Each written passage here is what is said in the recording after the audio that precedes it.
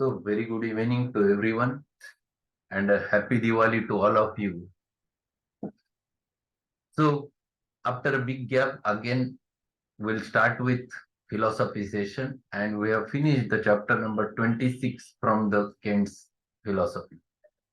Today, we're going to cover the 27th chapter from the Kant's philosophy that is related with the record keeping. So record keeping and importance of record keeping, both things we have to learn and both are very important from our point of view. So what Kant says about this, that it has been related with aphorism number 103. So we'll start with the chapter number 27, record keeping with aphorism number 103. You should endeavor to have a good knowledge of both the acute and chronic miasms. Endeavor means प्रयत्न करणे, to work hard. First of all, the images of Sora should be studied from all the symptoms that Hahnemann has given in the chronic diseases. Next, we have to make out a similar anamnesis of syphilis, which can be done from the books, from the clinics, from the observations, and from all other possible sources. And then anamnesis has to be made of psychosis. So he explains that whenever you have to learn all those things, basically you must have the knowledge of chronic miasms. So you must have knowledge of Sora, you must have knowledge of syphilis, you must have knowledge of psychosis in detail, because then it becomes very easy to understand the case. And that's why this is so important. These are things most general and will bring before the mind in one, two, or three images a grand picture of all the chronic diseases of the human race. So if you know them thoroughly, the venereal miasms and non-venereal miasms, then it becomes simple to get acquainted with the disease picture. So immediately you can catch whether the patient is having acute disease or chronic disease. If chronic disease, whether it is soric or psychotic or syphilitic, accordingly your remedy should be of that miasm. If it is of the same miasm, then it will going to create a result in the patient. If a patient is from the syphilitic miasm, if you are giving the soric remedy, it will not going to work because it never covers that depth. And that's why the considering the miasm, specifically when you are dealing with the chronic cases, it is too much important. So he says to start with this chapter, he explains over there the first, in the first paragraph, that one must be acquainted with all those three miasms. Take a Sora first, for that is the very foundation of human sickness. It would appear that the human race is one enormous leper. Now, add to that the state of syphilis, and we have a bad matter made worse. And then add to that the state of psychosis, and we'll see the extent of human sickness. So he explains that start first understand the Sora. The simple Sora is very important to understand. If you know the case is soric, it's very easy to treat. If you give a right antisoric remedy, it can be cured. But question arises when things becomes complex. When Sora is associated with syphilis, a mixed miasmatic state like tubercular miasm, the things becomes more pathological.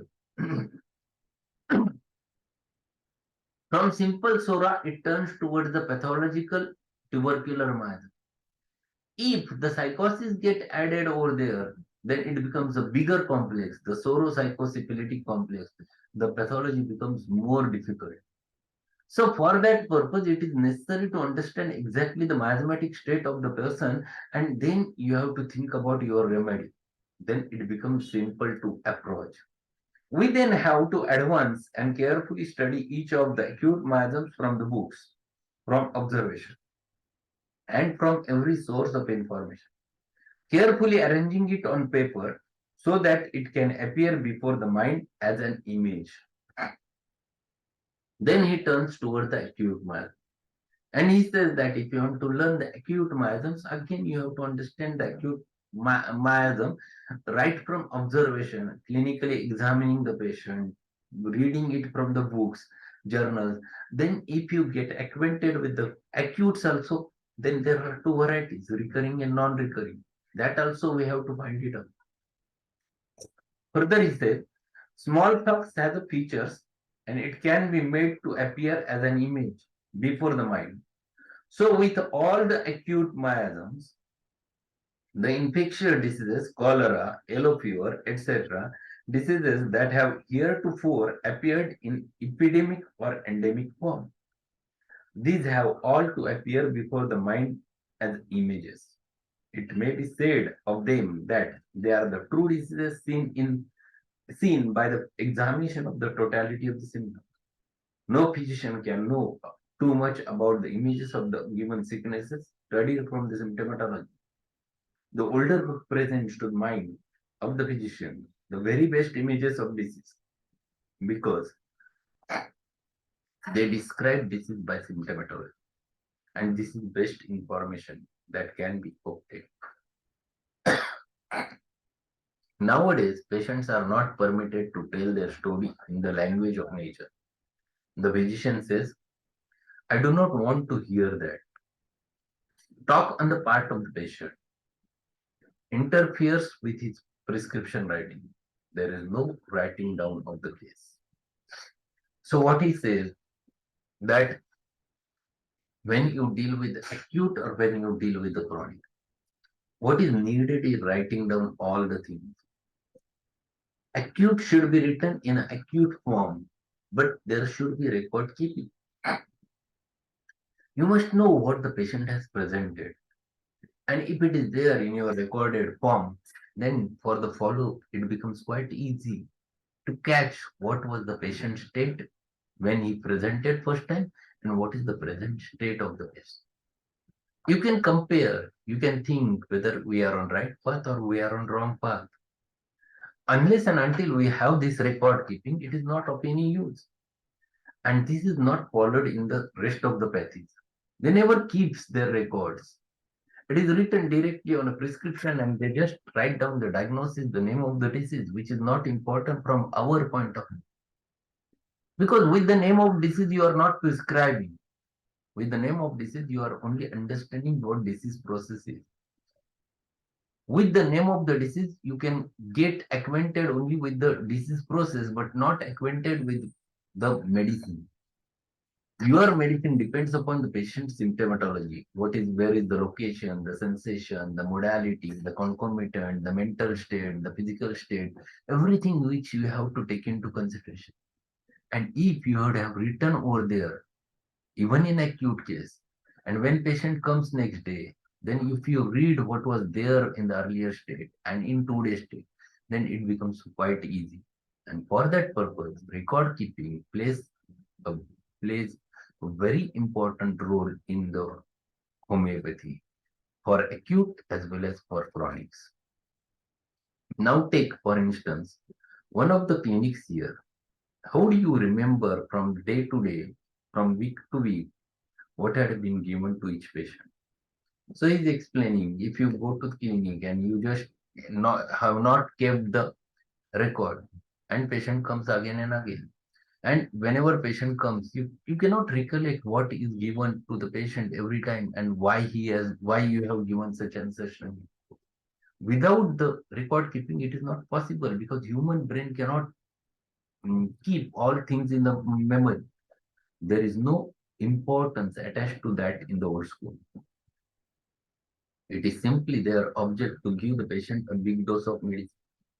It may not have occurred to you that there are several reasons of importance of keeping records and of constantly referring to them. Even the regular clinicians here may not have seen the full importance of it.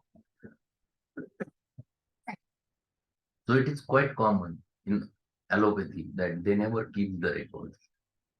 If you go to any general practitioner and you'll find they just ask the patient what is your problem. They observe him, clinically examine, and directly write down the prescription. And that has been handed over to the patient. Nothing, no record is maintained. Even if you go with the consultants, old school consultants, you'll find they don't have any records with them. And that's why it's quite difficult in the future. It becomes very difficult to recollect what was the patient's problem at the start.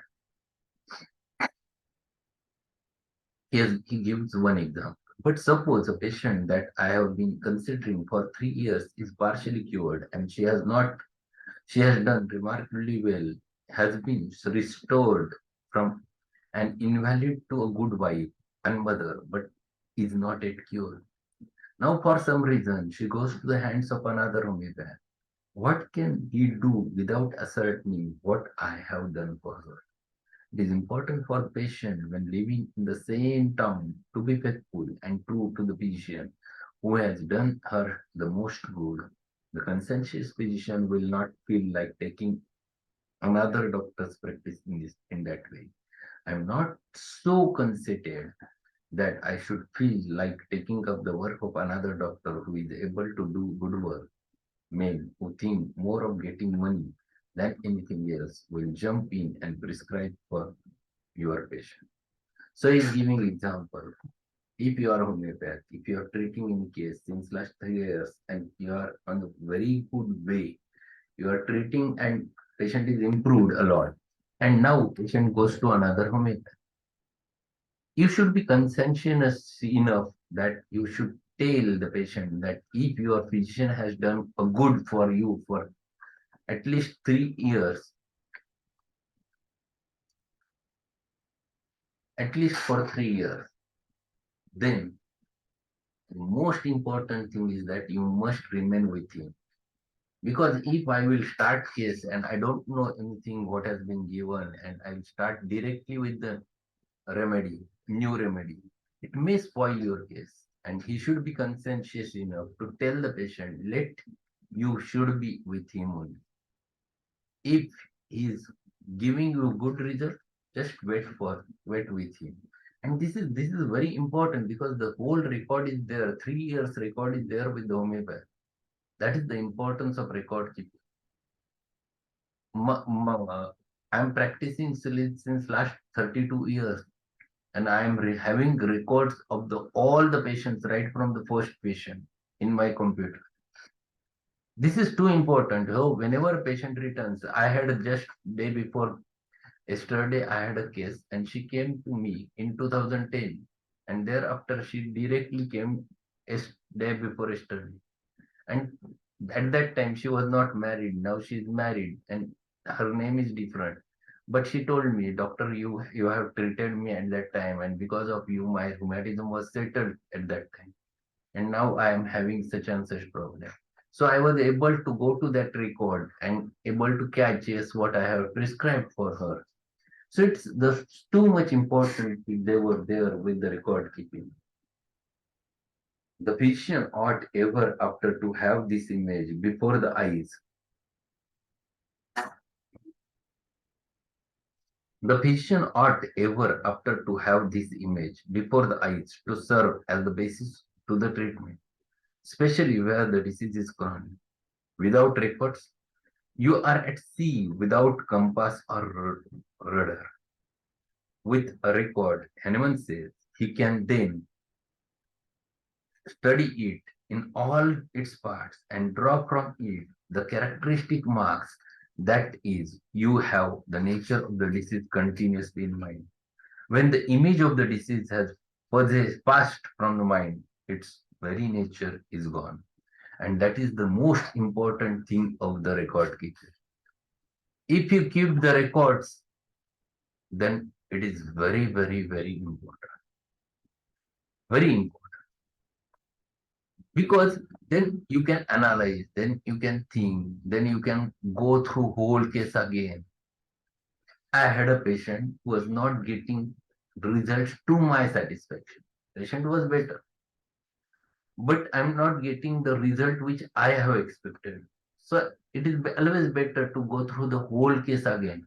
If I would have not kept his record, it never works. But if I have the record, it definitely works. Then we can think, then we can utilize the logic. And that is the most important thing the homeopath have to do.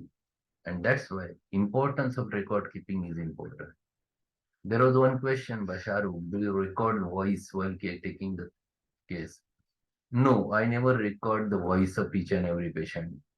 For cancer patients, I used to record. I have video recording of cancer patients. I have video recording of DMD patient. I have video recording of avian patient, but not all cases. It is not possible. I used to write down on the case paper everything. Next paragraph, what is so? Here is the point. Here a point comes in you. You must know about. After your first prescription has been made, you may have an aggravation. It is well to know date of this and now about how long it lasted and to keep watch of it. If no change has occurred, the same image may continue to appear before the mind. But if changes have occurred and are continually appearing in the symptoms, you will readily see that no medicine can be administered. The symptoms that come and go could not guide anybody as to what to do. Now a commotion has taken place. You cannot prescribe. Why?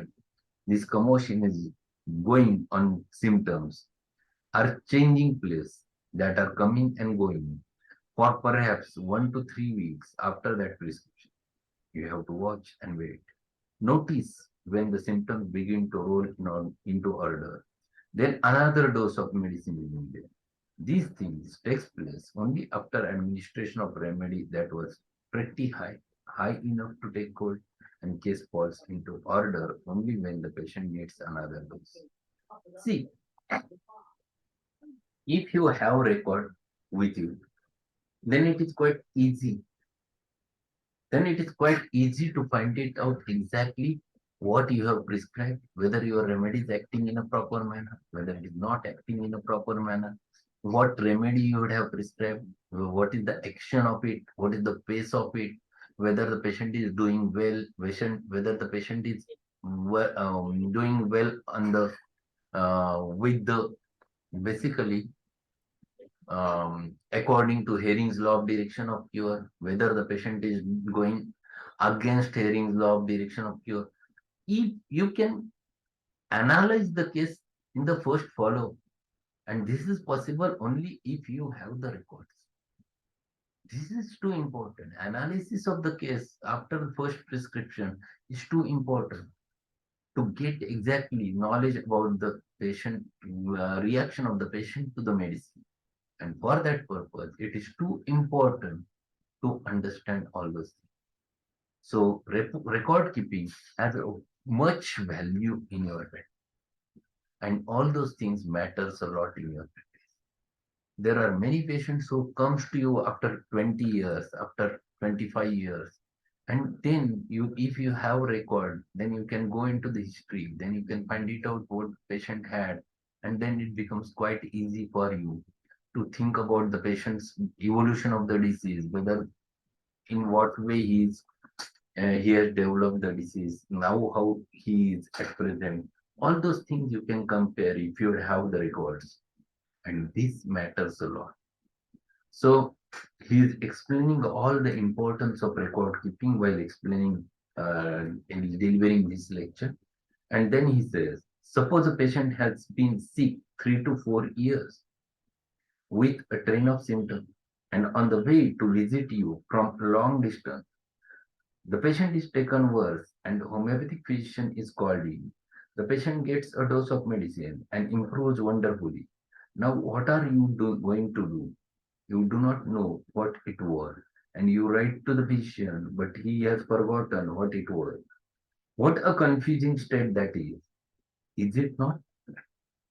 Well, that is just the state you would be in without your records. And this is common examples. Many people I have seen, they never keep the records, even homeopaths also. Many homeopaths write like allopaths, just a name of the medicine, that's all. Why they have selected that medicine, what is the whether the patient they have repertorized, whether they have collected the actual characteristic totality. Nothing is written over there. And they don't know why they have prescribed such and such a remedy. Whether you are prescribing for the acute or whether you are prescribing the chronic, you must have the record. And you must know why you have selected that remedy.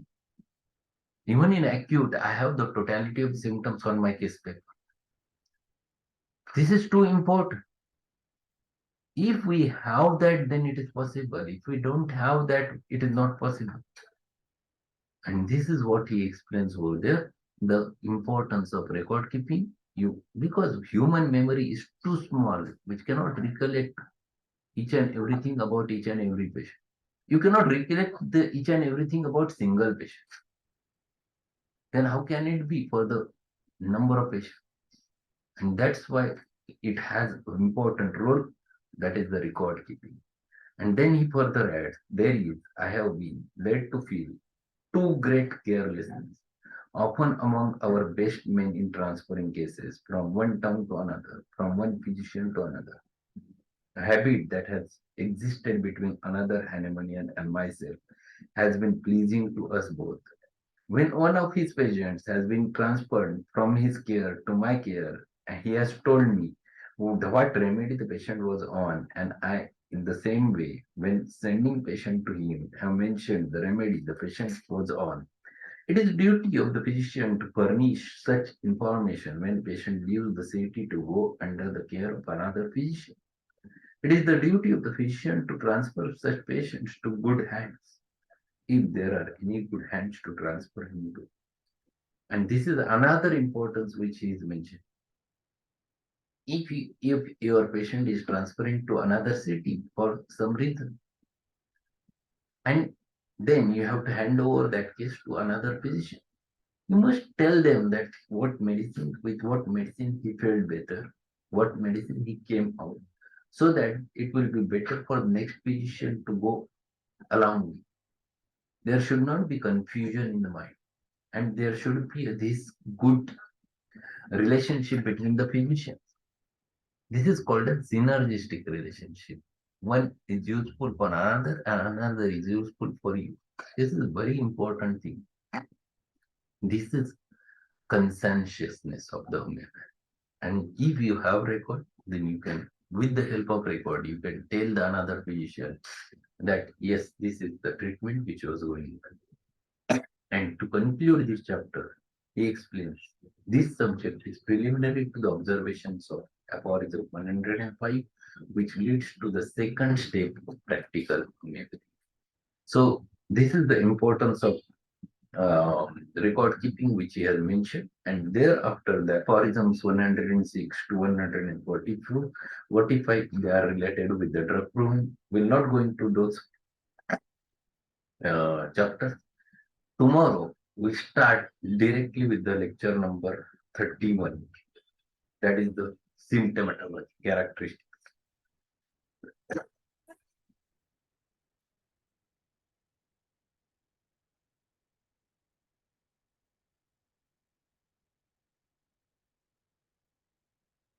Yes, there was one question by Shahrukh.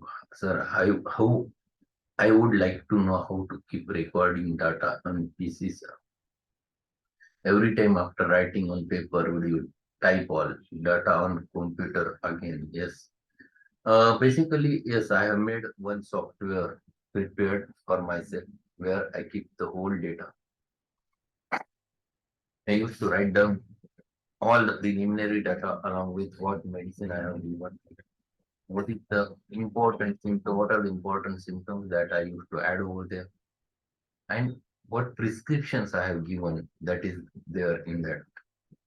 And this whole data is there. And this software I have prepared for this only for record keeping. So because of which it becomes quite easy for me. Even if I miss any case paper, it is there always on the computer. So this helps a lot in practice. So many patients comes after.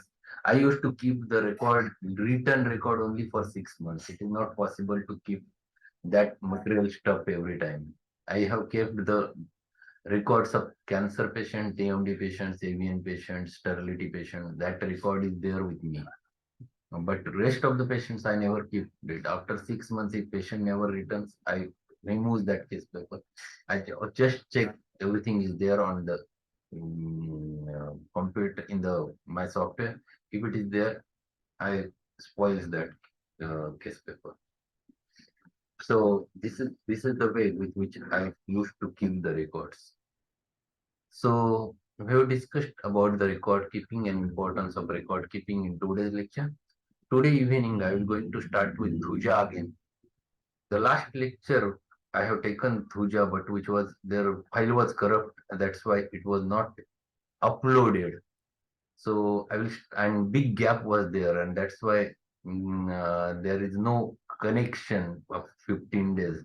So I will start teaching the Thuja again right from the start in 2 days session. And so within 2-3 days, we'll finish the Thuja from Allen's keynotes. So be there sharp at 8 o'clock to meet again with the Thuja remedy. And we'll learn a lot about the practical cases about Thuja and Allen's keynotes with the practical aspects. So that's all for today. Thank you being there. We'll meet at sharp at 8 o'clock with the same password and ID. Thank you. Good night.